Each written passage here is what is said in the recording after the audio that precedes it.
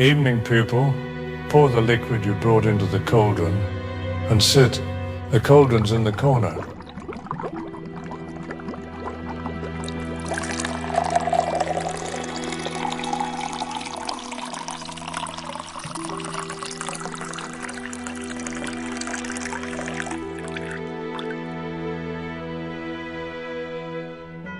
Tonight we will not speak of the empire or its laws.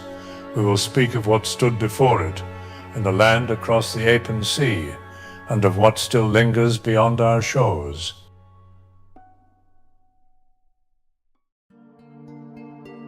Old Aranir. Even now the name carries a weight that few other places in the world can match. It rose in the land that bore its name, beyond the Apen Sea, a civilization so radiant that neither the empires of the old ages nor those of the new have ever equaled it, not even fallen Pyrenees at the height of its power. Its people belonged to the long-lived race known as the Terrenal. Their hair shone silver or gold or raven black, but it was their eyes that marked them most clearly. They shifted through green, blue, violet, and gold, all in one. Their lifespans were, and still are, much longer than yours or mine. They lived to 400 or 500 years before age finally claimed them.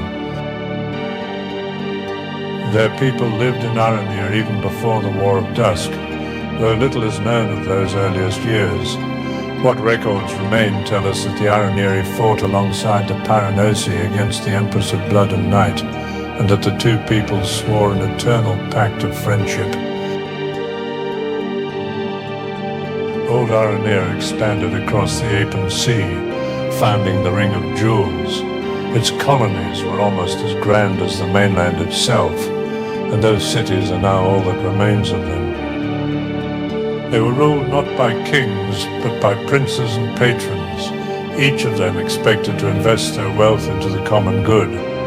It is also why civil wars were all too common in old Aranir. They paid little mind to gender. Both men and women were considered fit to rule. As for their culture, it was, and still is, strange and exotic by any of our standards. They preferred to dance and sing their lives away, and favored the night. Pleasure houses and polyamory were a staple of life in old Aranir, never viewed as sinful, but simply as part of daily existence. Art, stonework, metalwork, theatre and music all reached their peak in the time of old Aranir. They crafted plays that could move entire theatres to tears, songs that influenced the mind, and swords that cut through stone while shining with a cold silver flame. In their northernmost outpost, just off the coast of our beloved Vargalia, they crafted a castle that could appear to glimmer in the light or vanish from sight entirely. Though long past its prime, the castle is now held by House Oswar, one of our own lords. The Aranirians dressed however they liked. Their women colored their hair in unnatural shades, pink, violet, or green. And now the reason old Aranir was so mighty in the first place. The people of Aranir and the Ring of Jewels were versed in true sorcery, an art long lost to time.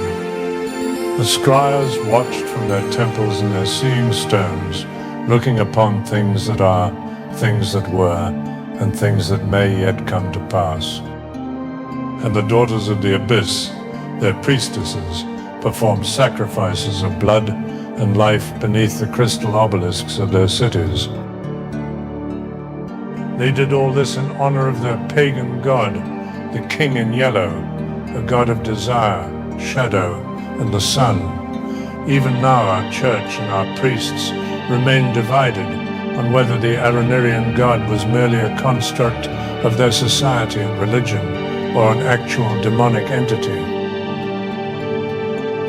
And so it was that in year 2 before the fall of Aranir, a bright star appeared in the night sky. The Aranirians told themselves it was an omen of good fortune, never knowing it signaled their destruction and downfall.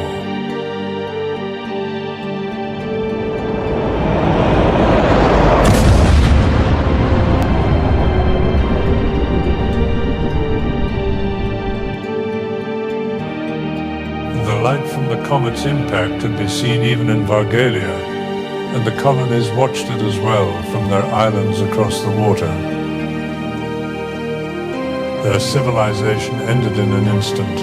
The 100,000 refugees who survived took ship to the colonies, but they were not welcomed with open arms. Instead, the political instability that had already been growing before the comet, combined with the strange affliction the refugees carried from the destroyed mainland, drove Prince Angelus of Surin to commit the murder of Evening. 100,000 refugees were murdered on the evening of their arrival, women, children, and men alike. This then sparked the clash of the princes, a brutal war of succession that gripped the colonies for over 45 years. In the end, the colonies emerged damaged and scarred, and nearly all knowledge of sorcery and the secrets of old Aranir was lost. The losses were immeasurable.